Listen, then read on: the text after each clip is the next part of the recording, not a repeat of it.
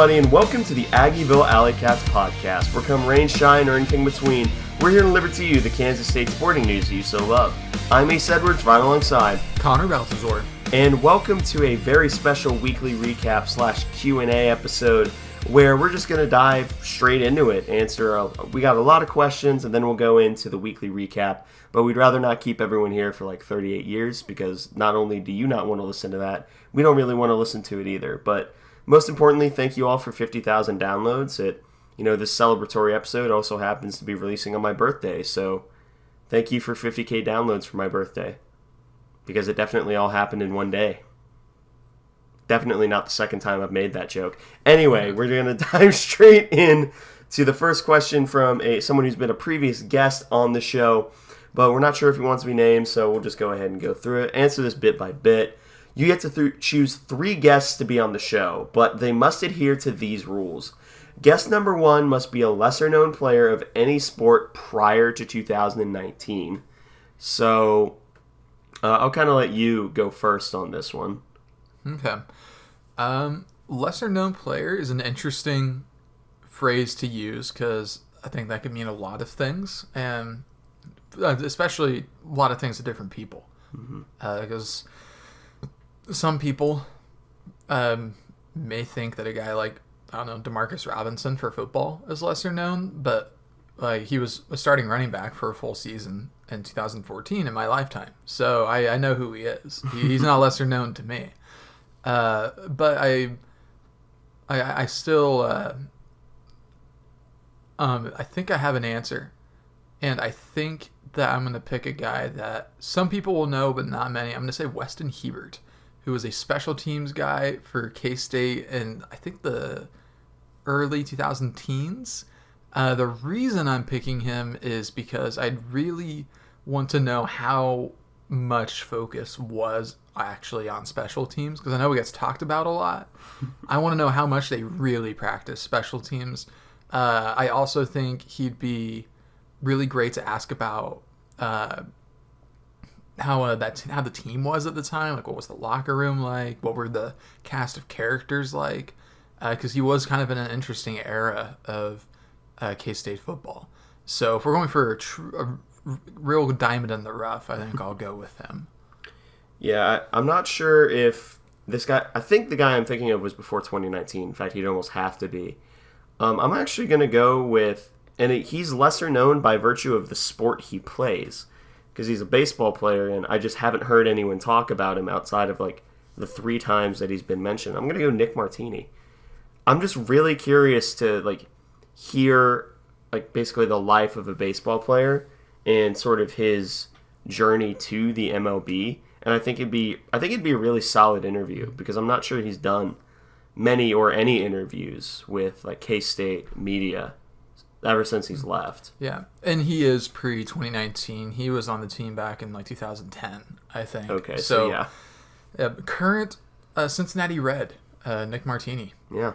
He's been bouncing back and forth between AAA and the majors for the last probably 4 or 5 seasons at this point. Good living as a 4A player. And, that's a good pick. I like that. Yeah. Number 2 must be a member of the K-State athletic staff that is not a coach. Who's the lead trainer? I have no idea. The lead trainer. I'm just going to go with the lead trainer. Because that's another thing that I'd be really interested in. I'm sure you'd hear some very interesting stories that, for confidentiality reasons, the names would be completely not mentioned. But I think it'd just be really fun to hear from the lead, specifically the lead football trainer. I think that'd be really interesting to hear stories about. No, yeah, I think that would be super cool. I'm going to go with somebody who is on the football staff as well. And I'm going to roll with Chuck Lilly, because he's recruiting analyst, I believe. Yeah, he is. So I'm going to roll with him. Just because I'd really like to hear what he has to say about the recruiting process and how it's evolved under Kleiman, because it has gotten different. I'd really like to hear straight from the source what they've actively changed, if they've really changed much, or if they're just landing their first option more often than not. And I'd be just interested to kind of pick his brain about his time at K-State and what he's seen. So I'd go on to Chuck Lilly. Yeah, that's a really good pick. Last bit is guess number 3 must have no connection to K-State sports or Kansas State University at all. I'm going to assume that it means that like they could have never played them, like could have never played K-State, and obviously could have never been at K-State. Because if you did like 6 degrees of Kevin Bacon, like 6 degrees of K-State, it's almost like anything can apply. I would actually go still, I'd go with the football personality. I'd go with JT O'Sullivan. Because I would just like to talk. I'd like to pick his brain about like K-State quarterbacks of the past. If you don't know JT O'Sullivan, he was a backup quarterback who in the NFL who runs a YouTube channel called the QB School where he does like a bunch of film breakdowns. I just think it'd be really interesting to like kind of pick his brain to see what he thinks about the K-State quarterbacks of present and past. Yeah, that's a really good pick. Picking somebody with no K-State connections at all, it rules out people that you wouldn't otherwise think of, like Aaron Rodgers, because he played the tail end of a blowout when he was at Cal. Oh, yeah. Against K-State. So can't pick him, unfortunately. But let me see if you count this as a connection to K-State sports. Peyton Manning. Since Will Howard went to the Manning Passing Academy, that doesn't count? I don't think that counts. Okay, then I'm going to go ahead and say Peyton Manning. And I'd like to actually have him break down Will Howard film. I mean, in a theoretical universe. I don't think he'd actually do that. Yeah. But if we could hypothetically get him to do that, I'd love to listen to what he has to say about Will and break down the differences between when he got on campus and now. Yeah.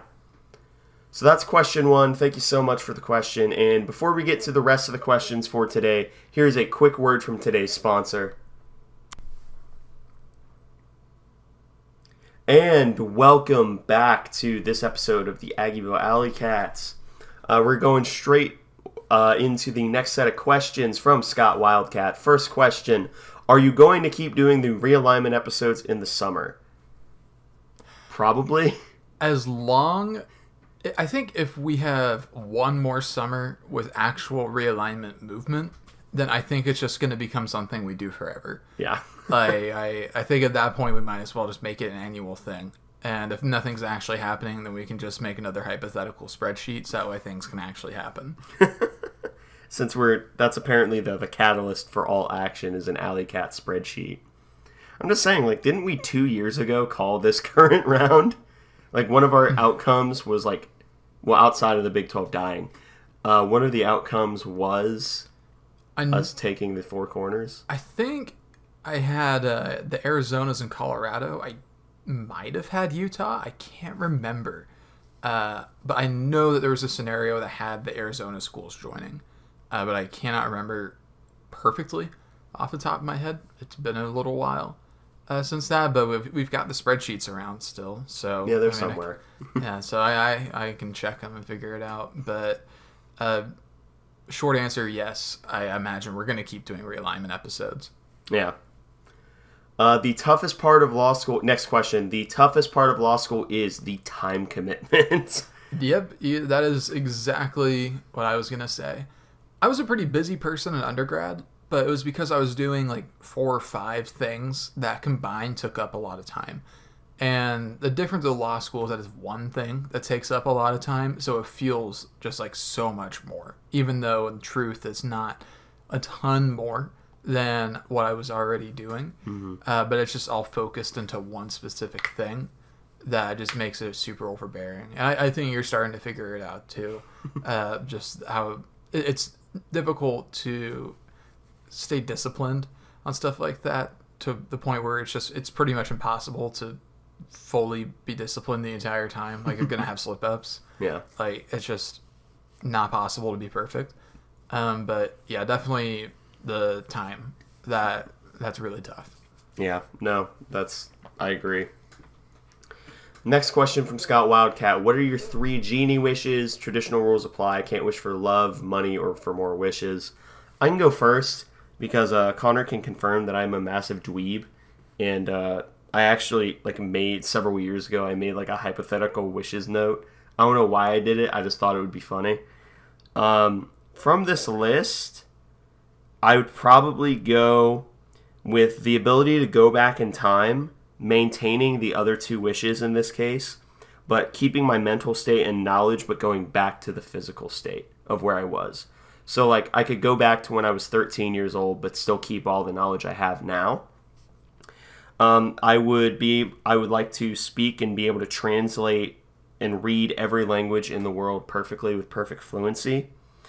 And I would third and finally make all coaches who step into K-State the best in their field while they're at K-State.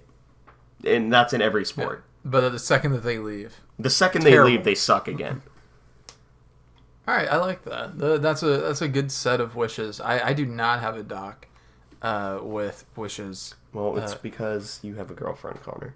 I don't think those things are related at all. But 3 genie wishes. I don't need to wish for love. I already have that. Money, everybody could wish for, but it's against the rules. And then more wishes is. I mean, wishing for more wishes is just stupid. Mm-hmm. I think it's cheating. Yeah, it's a cop out. So, and it's also against God's rules. So, not going to do that. I think one thing that I'd really want is to guarantee good health for my natural life. So I'm not asking for immortality, but just that like I'm not gonna be dealing with like significant health afflictions for my life, and I'll just like die of old at some point, and I'll just like kind of go quietly like that. Next wish, I would like for K-State to like kind of like in a rotating sense be elite at sports. I think it would be kind of boring for K-State football to like win everything always. Yeah, win everything always. Like, I mean, like, it would be super fun. Don't get me wrong. But, like, it'd also be very entertaining if it was, like, cyclical. Mm-hmm. I mean, there's a reason NCAA 14 dynasties get boring after a while when you win every single year. Yeah. Because you know what's going to happen. And then wish number 3. That's a tough one to think of. I'm not 100% sure what to make of it. Because I've come up with 2 pretty good ones. I think maybe I would want like infinite wisdom. Like I'd want to like any issue that faces me, I like always make like the best available choice. I had the ability to make the best available choice. I'll say. I think that's a very, very noble wish. I agree. Obviously, I don't agree too much because it wasn't any of my. Next question. Fornicate, marry, kill, buffalo wings, the actual wings, nachos, or loaded potato skins. I don't know. Like, I guess I'd kill nachos, fornicate with buffalo wings, and I guess marry loaded potato skins, but all of that is kind of non-committal. My thing is buffalo wings, does it specifically have to be buffalo sauce? I would imagine it's just the wings themselves. Okay, because I'm not the biggest fan of like buffalo sauce. Like, I don't dislike it at all. It's just not going to be my first choice. Yeah. So if it was that specifically, I would kill easy. Mm-hmm. But instead, I'll probably kill loaded potato skins. Mainly because I think potato skins, I think like whiter. Yeah. And I feel like bang for your buck with those if you were to order them as an appetizer isn't very good as opposed to like loaded like fries. Yeah. If that makes sense. Then I probably marry wings, fornicate nachos, I think. Which I say that, I don't really ever order nachos that much, but I think if I could customize them just the way that I wanted, I think that would maybe be my top pick. Yeah. I feel like that's fair. Next question from Scott Wildcat. In a life or death situation, how many Nathan's hot dogs could you eat in 10 minutes? I'm going to go like 15. Yeah, I think that's that's kind of ambitious. I was going to say about that, I think I'm less. I'm going to say like 12. Because I don't want to overestimate what I could do. Because it doesn't seem like much, but having never attempted that, it would be a lot. So, yeah. There's a pretty good chance I would throw up partway through, but I'll shoot for a dozen. Okay, I think a dozen's more reasonable. I don't know, in a life or death situation, I feel like I could summon the power of my very Italian ancestors and eat something that's Polish or started from a Polish man.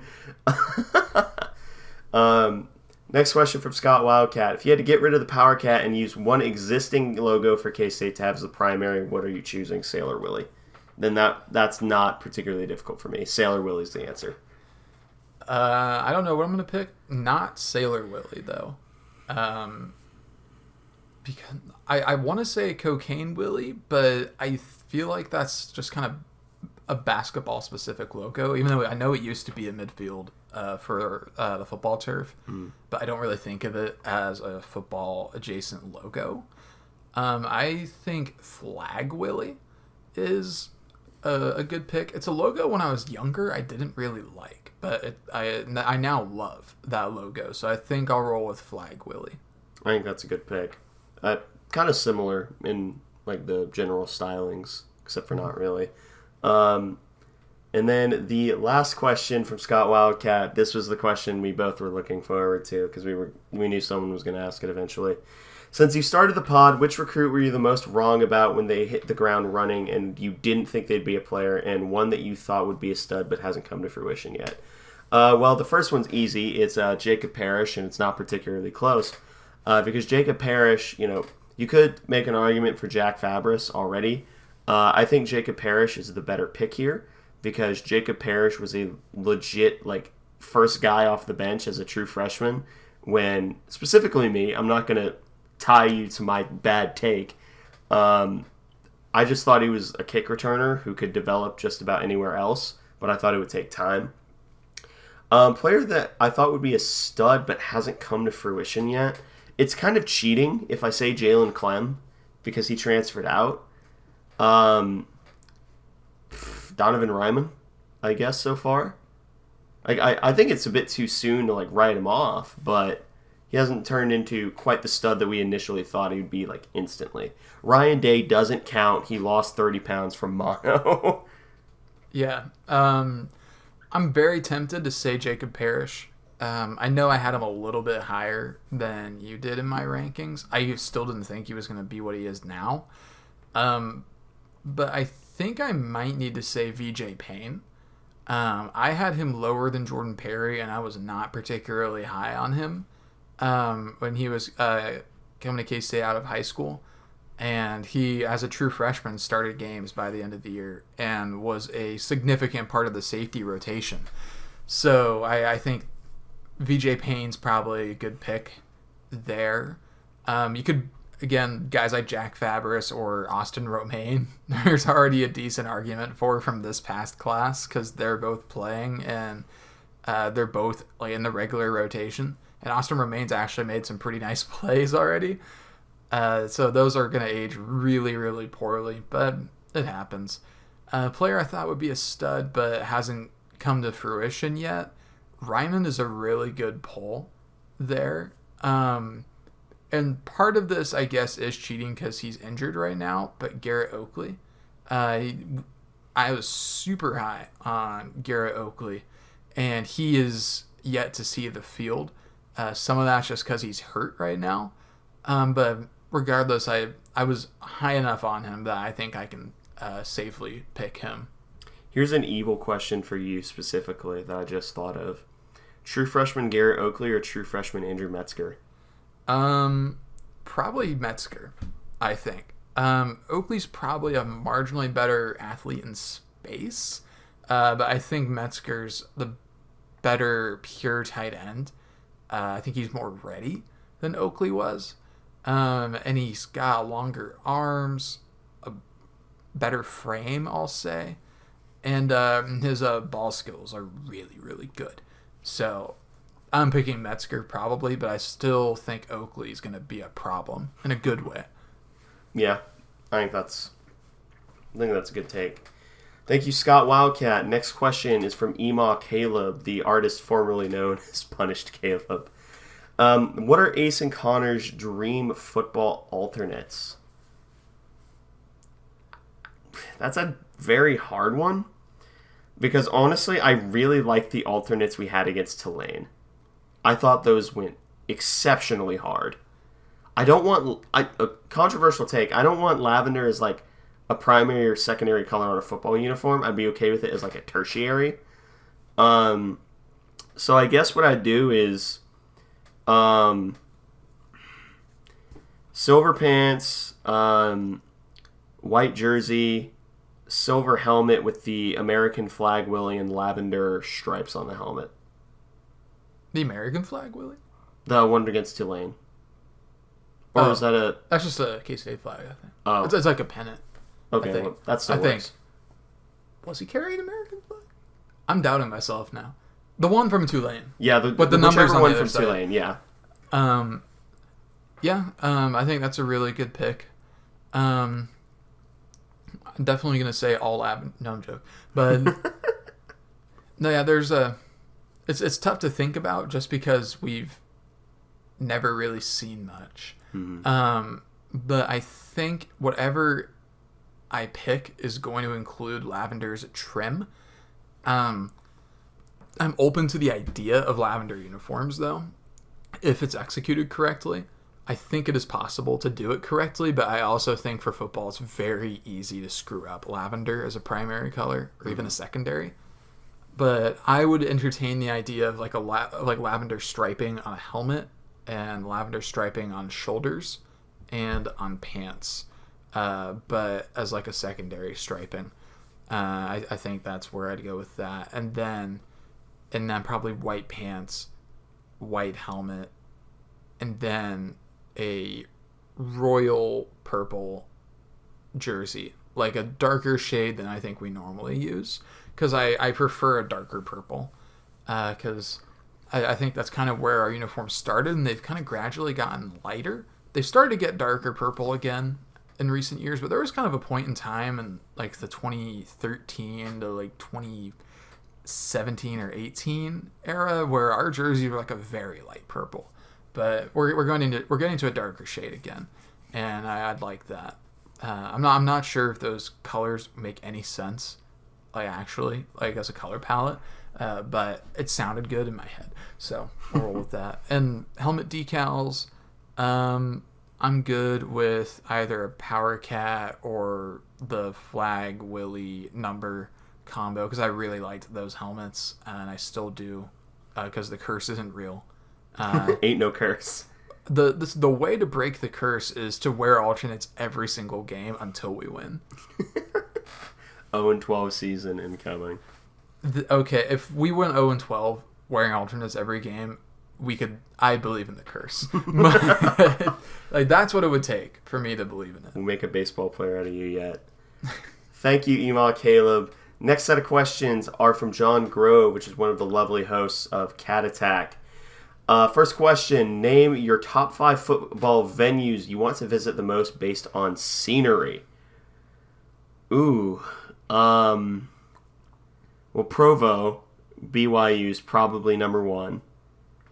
I honestly might have Provo second behind App State. Oh, yeah. Ooh. A close second. But it's because I have an affinity for kind of rolling hills. I mean, yeah, I'm a Flint Hills guy, so I have a little bit of bias there, but that's not talking smack on BYU or anything. Yeah. I'd go to FAU, probably second, because I think their stadium is very close to the coast. Dang, this isn't easy. Colorado, I guess, would be 3 for me. Yeah, I would agree. Oh, is it Montana State that has the mountain right next to it? Yes. Yeah, Montana State. Montana State may actually kick up to 2 for me then. Then 4. Let's say Washington for 5. Washington. Okay. I'd go Oregon for 5. So mine would be BYU, BYU, Montana State, FAU, Colorado, and Oregon. All right, so mine is App State, BYU, Colorado, Montana State, and Washington. Okay.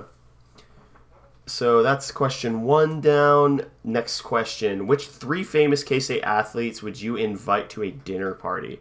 See, this is actually a very interesting question because we could, like, depending on the vibe of the dinner party, this changes the answer drastically. I am going to opt for, like, a very, very emo barbecue. So I'm actually probably going to go Justice James. Justice James. Caleb Littlejim from the baseball team. He was there my freshman year and I think my sophomore year as well. Then Cody Whitehair. Emaw. Interesting picks. Very interesting picks. That would either go horribly or it'd be like an absolute blast. If I'm going with famous athletes for K-State, that's a tough one, but I think I'd like to make it more of a Legends thing. So I think I'd bring Michael Bishop. I'd want him there. I think I'd bring Mitch Richmond. And then I need one more. I'll say Jacob Pullen. Not bad. I'd want to see how those 3 K-State stars from kind of 3 different eras interact with one. Yeah, I think that'd be, yeah, just how that dang, that's really interesting.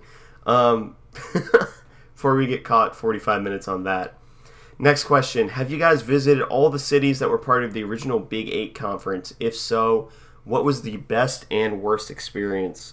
I've been to all of them except I don't think I've been to Ames.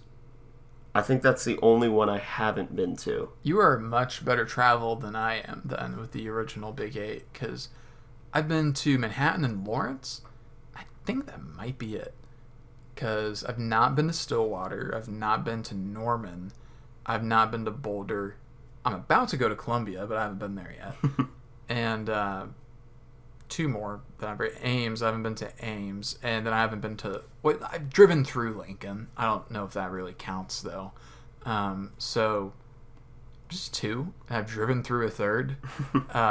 I'd like to start visiting. I was planning on going to Boulder when we had them on the non-con slate, so I wanted to go to Boulder anyways. That was on my docket.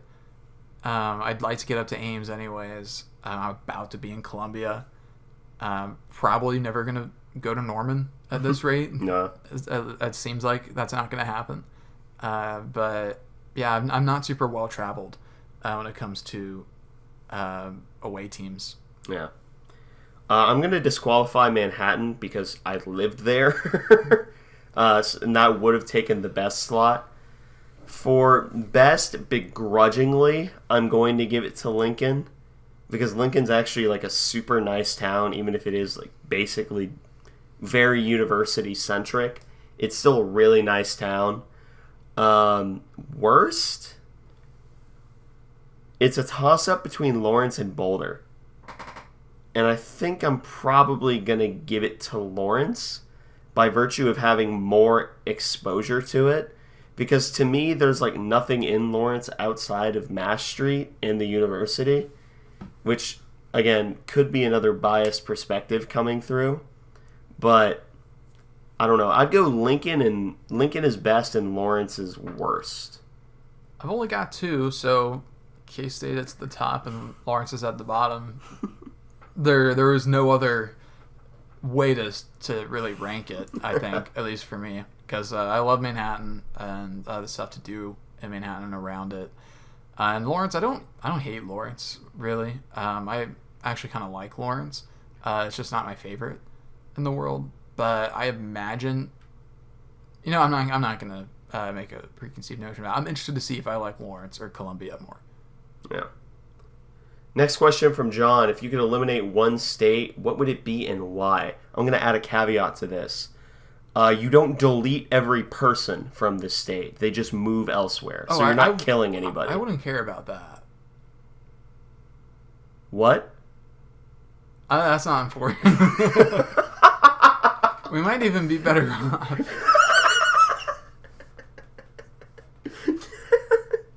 I'm curious now. Missouri.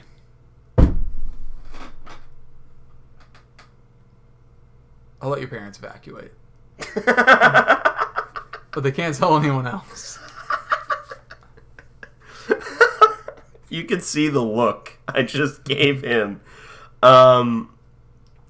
Dang. They're... Alright. I'd actually probably go... I'd go Nebraska. I mean, I know I just said Lincoln's a beautiful place. However, I think the rest of Nebraska is basically nothing outside of Omaha, and I'm not going to sacrifice the natural beauty of Montana and Wyoming or any of the Dakotas just to keep Nebraska on the map. As far as I'm concerned, Nebraska has been deleted and replaced with Antville.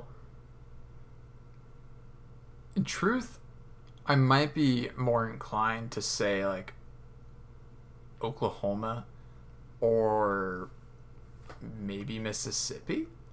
Ooh, Mississippi. Oh, I'm changing my answer. Mississippi. God forgot that state. Yeah. Mississippi's a different planet, I think. I've only driven through it once, and I hope that is the last time. It's an interesting place. If you're from Mississippi, I'm sorry. Not for insulting your state, but that you live in Mississippi. Yeah, it's a place. Maybe I need to visit somewhere else. No. Like Oxford. No, you don't. No? All right. No, you don't. Yeah. Well, okay. Next question, and final two questions from John Grove. Whataburger or In-N-Out Burger? I've had both. In-N-Out, I guess. Yeah, I'm In-N-Out as well. I've had Whataburger once and In-N-Out once or twice, maybe. Mm-hmm. And I remember Whataburger being, like, okay. And I remember In-N-Out being better than Whataburger specifically because of the value, because In-N-Out was super cheap. Yeah, In-N-Out's like Five Guys who's cheap. Yeah, like it's cheap and it's a really good bang for your buck, I think, was my thing with In-N-Out. I think the reason people call it overrated is because people think it's like literally the best burger that you can get. Which it's not. Yeah, it's just subjectively not true. But it's so good. Yeah, it's still a good burger. And the last question for realsies is Culver's or Brahms? I'm going to go Brahms, honestly. That's an easy Culver's for me. Really? Yeah. I mean, they have cheese curds, and that's something that Brahms might have. They don't. Yeah. I mean... Freddy's does. Brahms always, like, has given me strange vibes. Like they have, like, this, like, random grocery store on the inside, which I think is really odd. And I've had their food, and it's okay. It's very standard fast food fare. And Culver's is in a kind of similar boat, but they've got really good custard, and they've got really good cheese curds, which I appreciate. They at least have a few standouts. Brahms, to me, doesn't really have a standout at all, so I'll say Culver's. Yeah, to me, I think Brahms, just because it doesn't have a standout, I just think it's the motto of consistency to me. I've had, like, Culver's, granted only 3 times. Twice it was good, and one time it was terrible. Granted, all 3 of these were different locations, so it could have just been, like, a that location thing. But I've never been to, like, a truly terrible Brahms. So I'm going to pick Brahms here. So that is the questions from John Grove. Go check out Cat Attack from Wildcat 91.9. The last person who sent in questions is the good chef Andre Napier, 1/3 of the wonderful Cocaine Willie podcast. First question, power ranking time. Give us the top 4 Big 12 schools and the bottom 4 Big 12 schools. For me, this was actually pretty simple. As much as it hurts my mind, body, and soul, Texas is probably number 1 right now. K-State's probably number 2.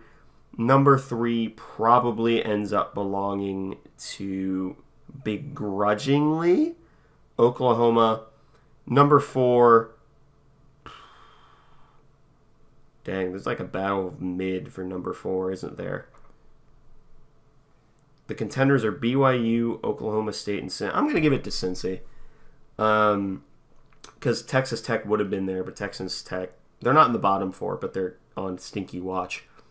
Bottom 4, absolute bottom is Houston, followed by Baylor, followed by Iowa State, and then in 4th to last, have I said West Virginia? You've not. Swap Iowa State and West Virginia. Both are really bad, but yeah, so that's my list. I think I have an identical top 4 to you with Texas, K-State, Oklahoma, and Cincinnati. And then my bottom 4, I mean, I think right now Houston is pretty obviously the worst. Yeah. I don't think it's close. Followed by, I think, Iowa State. I think that they're pretty bad. And I think that they're honestly only going to get worse over the course of the season. Then I'll follow that up with West Virginia. And then Baylor. Actually, I'll swap Baylor and West Virginia. Because West Virginia at least didn't get completely destroyed by Penn State. It was pretty close to getting out of hand. But they kind of hung around for a bit. Like, it was 31-15 with like 3.5 minutes left.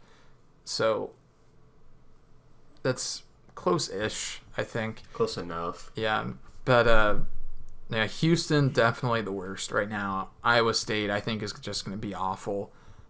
This is going to be a not very good year for the Big 12. No. It's shaping out to not be impressive for the Big 12. I mean, like, KU is honestly like probably 5th best right now, which shouldn't happen. Which really hurts to say because they're really not an incredible team. Like, their offense is still elite, but the defense is still really, really bad. Yeah. UCF is undefeated for now. TCU is probably not going to be very good. BYU is probably not going to be very good. Oklahoma State, I think, are pretenders right now, hardcore. It's going to be year of the mid-12 this year. Yeah. Next question from Chef. How excited are you for the EA Sports college football game, and is there a future online dynasty together? For the first question, it is my second most anticipated game of 2024, which it makes me very, very excited for it. Yeah, I think now that Starfield is out, it's the game I'm most excited for because Starfield is awesome. I've loved playing that game. So now I think I'm most looking forward to it, even though I still am very anxious about the game that we'll end up getting. Like, it can be garbage, I'll still buy it. I'll still buy it if it's garbage. Like, regardless of if it's good or bad, I will still be getting this game. I just worry about it. Yeah. And Future Online Dynasty, if that mode exists, it's probably something that's going to happen. Almost certainly. Which one of us gets K-State? It might be easier to just have no one get K-State. That's probably true. By the way, if you were curious, the number one game that I'm most excited for is Metal Gear Solid Delta. Is that a new game? It's a remaster of my favorite game. Oh, okay. Or like a remake, basically. Huh. Which wasn't sorely needed, but it also kind of was for very different reasons, but we're not here to discuss that. The last question, second to last question of the Q&A. Describe and build your ideal quarterback with features from former college quarterbacks. See, this to me is a very, very, very interesting question.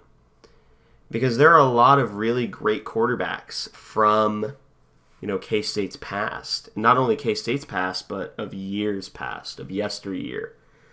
So let's separate it into 5 categories. We'll go brain, arm, legs, pocket presence. We'll make it 4 here because I can't find a 5th. Toughness. Okay, yeah, so it's 5. So, brain. Trying to think of like the most cerebral. I mean, the obvious answer is Peyton Manning, but even I don't. Oh, Joe Burrow. Easy. Yeah, I don't think you can go wrong with Joe Burrow there. Then what's the next one? Arm. Michael Bishop. I don't know. Michael Bishop. I guess if we're going purely power, the answer is almost objectively Joe Milton. Either that or Tyler Bray. I remember he used to have like 97 throw power in Madden. Yeah. I guess if we're going arm, just true arm talent is probably the way to roll there. Might be like Trevor Lawrence. Maybe. I'm going to go Dan Marino. Oh, if you want to go back that far, then yeah, it's probably Dan Marino. It's probably Dan Marino. It's former. Like, you can go back as far as you want. Yeah, all right, let's do that then, Dan Marino. So we got Joe Burrow. We're agreeing so far, and Joe Burrow, Dan Marino. I figure I just wanted to build the same one. Here. Oh, okay. So we let's just collaborate here. All right. So third was legs. Lamar Jackson. I think that's probably right. Unless we want to just get the legs of like a QB that did nothing but be mobile. Like, so a triple option quarterback? Yeah, I guess we'd have to pick one that would be more athletic than Lamar Jackson. Good luck. L. Roberson was a really good running threat.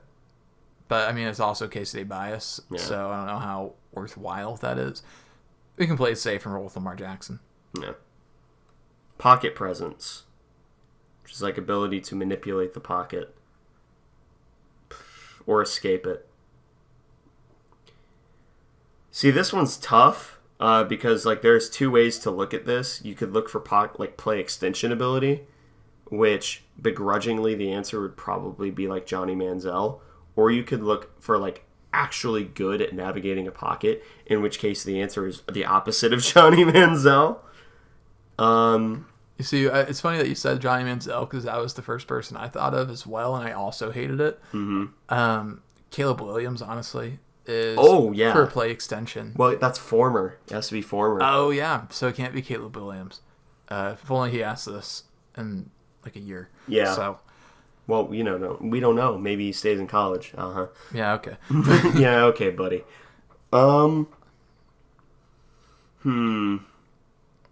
There's maybe another one of like Joe Burrow. Because Joe Burrow was also really good at like knowing where the pocket was. Yeah, I think you might be onto something there. I don't know if it's cheating to use the same quarterback twice.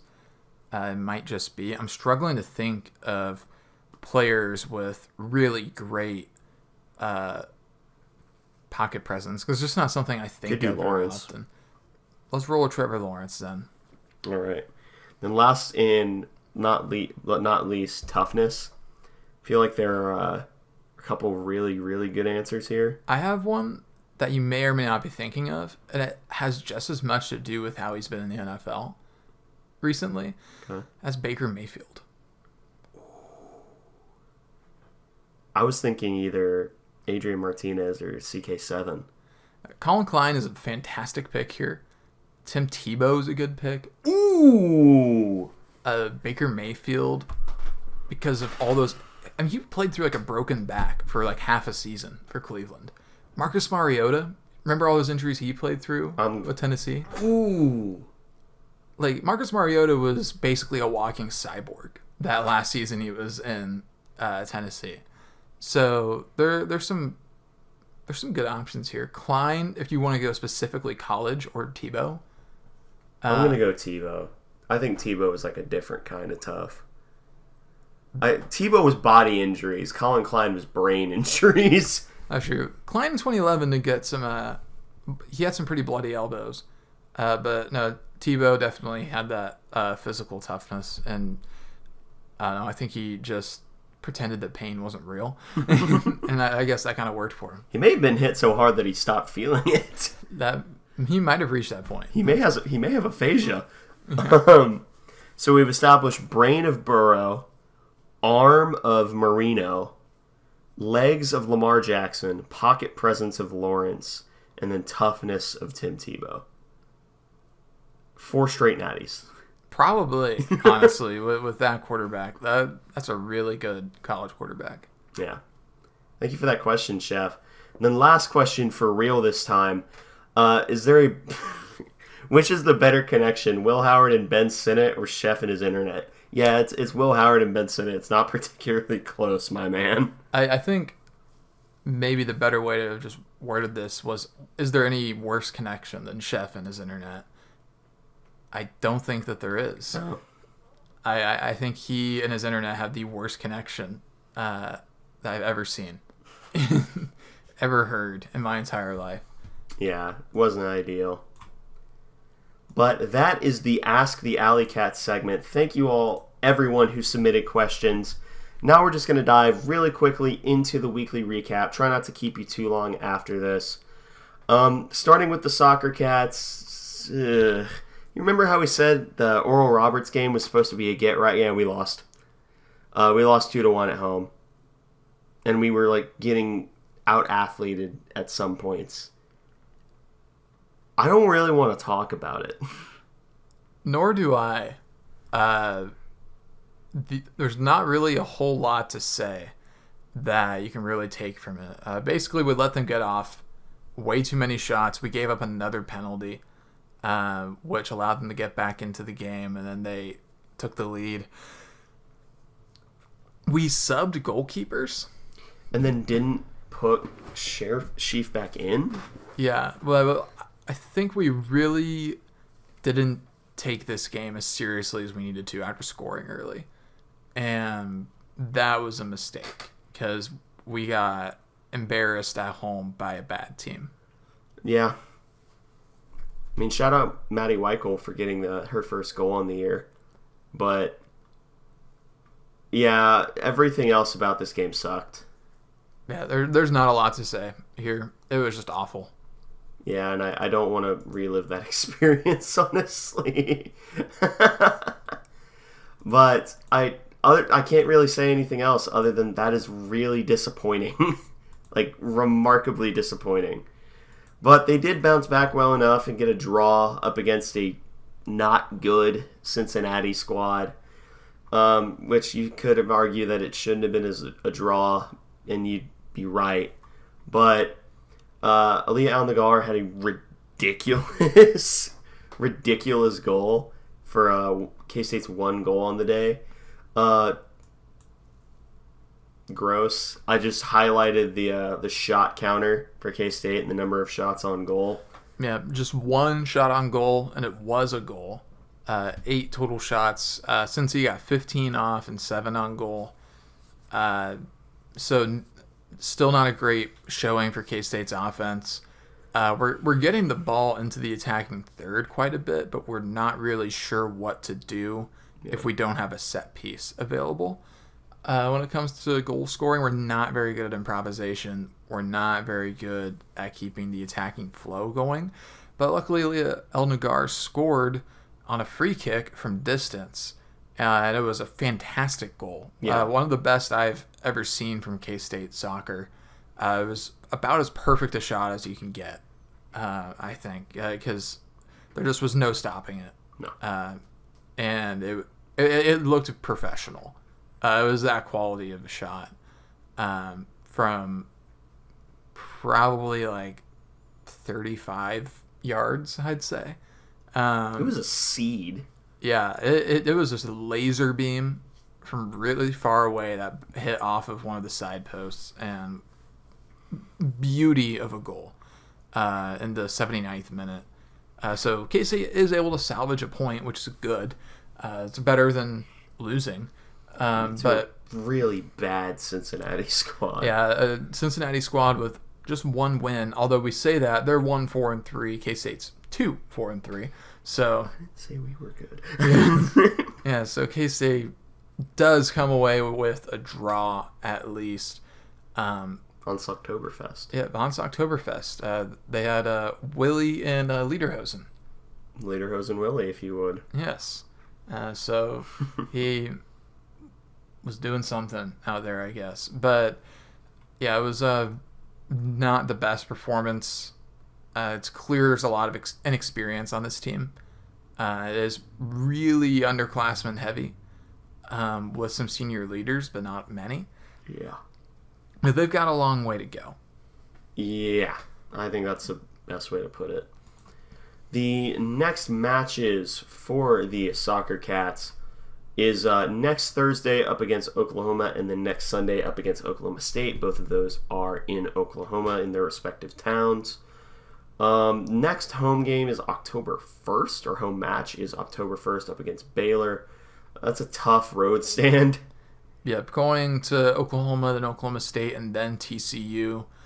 Not a super fun stretch of play there. No. Need to salvage some points if you're K-State. I imagine those games are going to be very foul heavy for K-State. We're going to be playing very physical and just trying to muddy the game. Yeah. Which, hey, you got to do what you got to do. So that is soccer. Now we can talk a little bit about volleyball, the Alleycats. First game we'll talk about is up against UT Martin. And K-State pretty well dominated this game. It was a 3-0 or 3-0 sweep, 25-14, 25-12, and 25-13. So there was never really any point in doubt. We'll just go through the leaders here and then move on to the next.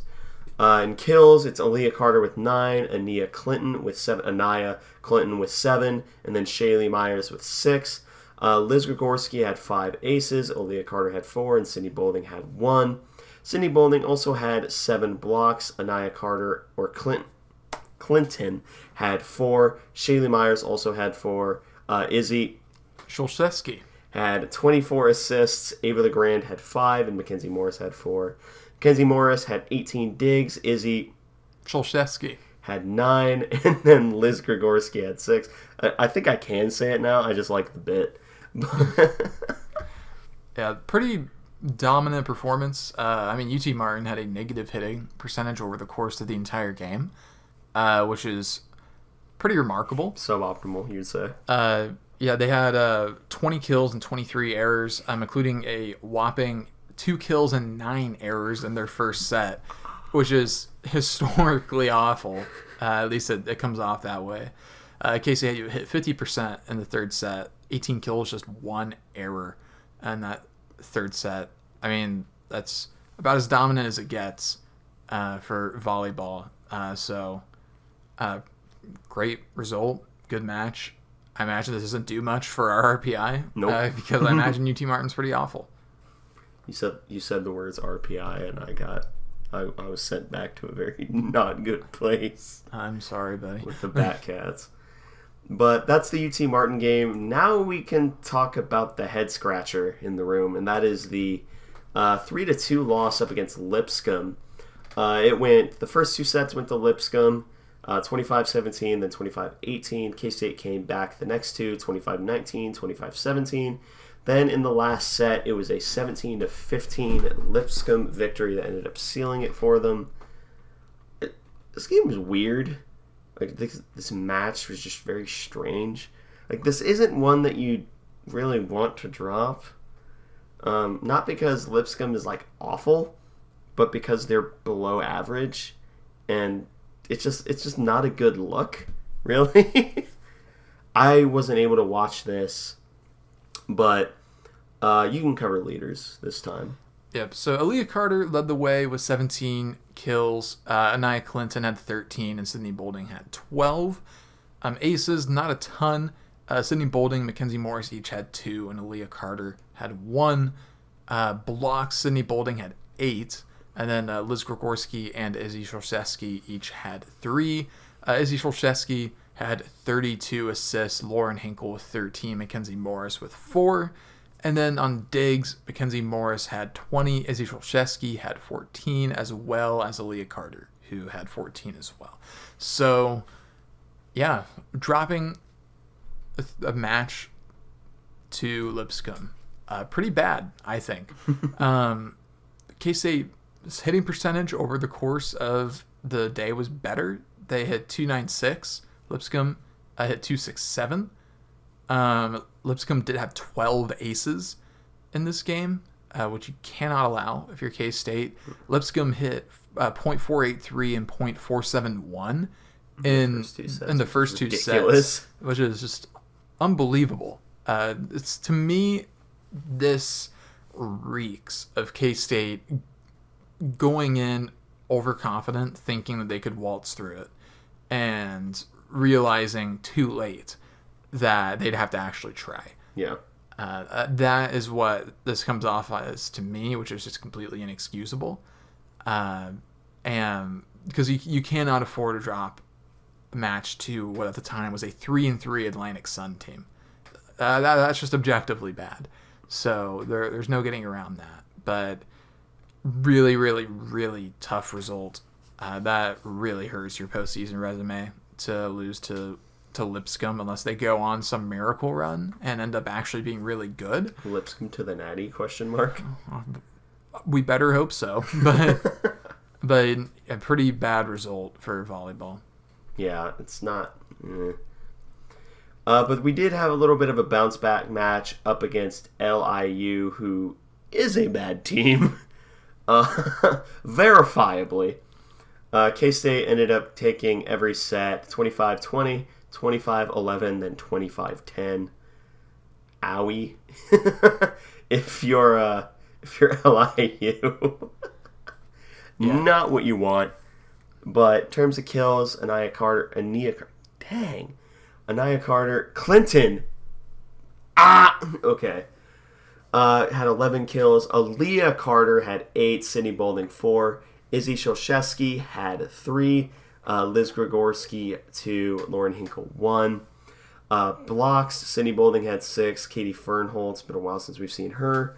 On the stat sheet, at least, and the leaders had 3. Then Izzy Shulshevsky. I said it once. You said it earlier. I said it well enough. I ruined the bit. And then for assists, Izzy Shulshevsky had 20. Lauren Hinkle 7. Mackenzie Morris 3. Then Mackenzie Morris led in digs with 12. Liz Grigorski and Izzy Shulshevsky both with 5. There you go. I don't know why I said there you go, like you were the one having trouble with it. That's me. That's all on me. That's my bad. My fault. I don't know what to tell you. It's a little late. It's a little late. But yeah, this just consistently went more dominantly in K-State's favor over the course of the match. LIU, they were a 1-10 team going into this, so K-State, we treated it exactly as we should, which was to completely dominate it. A little bit inefficient in the first set, 15 kills, 10 errors. But after that, 7 kills, 3 errors in the second set. And then the last set, 15 kills, just 2 errors on 31 attack attempts. So pretty good third set. LIU, they hit minus 0.047 as a team in this match. And then K-State hit 0.253. Obviously a lot better. They had 7 aces to 0 from LIU, which you don't see very often. Not a single ace. K-State had 10 blocks as well as a team. So, I mean, this was a pretty thorough domination by K-State against an objectively worse team. This game went exactly as it should have. It does not make up for losing to Lipscomb because this team is LIU is now 1-11. So this does not really make me feel any better about losing to Lipscomb. But it's still good to get another win in the win column. And it's good to take care of business at home. We did what we needed to do. Yep. Then the next game or match is objectively a much bigger one. That is this Saturday at noon up against Receiving Votes Rice in the Morgue. So that'll be a really big one to watch. Shame that there's a football game going on during it. Yep. So may not be a ton of people with their main focus on Rice, but if you have ESPN app, I think you could maybe multicast if you wanted to, and if not, you can put football on the big screen and put volleyball on your phone if you want to. If you don't know how to do that, figure it out. It's 2023, but yeah, it's a pretty huge match. If nothing else, at least just check Twitter every once in a while. They'll post updates. But yeah, big match. This is a team that beat us last year. So winning against Rice would be a huge win and a big resume boost for K-State. This is one I think that they really need. So hopefully they're able to take care of business. Yep. And that pretty much is it. We're not going to do a wacky segment because the Q&A, that we had quite a few number of wacky segments in there. So do you have any final words to say? I'm really looking forward to beating Mizzou this Saturday, I mean. And looking forward to checking out Columbia as well, seeing what's what. Hopefully I survive. But I am joking. But yeah. Should be fun. Yeah. All I have to say is thanks everyone for 50K downloads. Yep, thank you. Yeah, thank you very much. 50K downloads is awesome. We also just recently had a day with over 500 downloads in just one day, which is also really great. So thank you for that as well. We're very happy to have an audience that not only is dedicated, but also seems to be growing year over year. Yeah. So really, really pleased about that. Yeah. May not be the biggest podcast, but we're one of the most consistent ones in terms of constant listenership. Yeah. We may not be the biggest or the best, but we certainly are a podcast. We got spunk. We sure do. But with that said, thank you all for listening to this episode of the Aggieville Alleycats podcast. If you want to follow or contact the show, you can follow us on just about anything at Aggieville Alleycats. If you want to email us, we're aggievillealleycats@gmail.com. If you want to follow us on a more personal note, I am at ACEdward00. I'm at Connor Baltazar, capital C, capital B. And if you want to support the show financially, please be sure to check out the official Aggieville Alleycats merch store, where you can find the lovely established Alleycats design, as well as the classic neon Alleycats, among several others. But most importantly, thank you all for listening to this episode of the Aggieville Alleycats podcast, where come rain, shine, or anything between, we're here to deliver to you the Kansas State sporting news that you so love. Stay safe, Alleycats.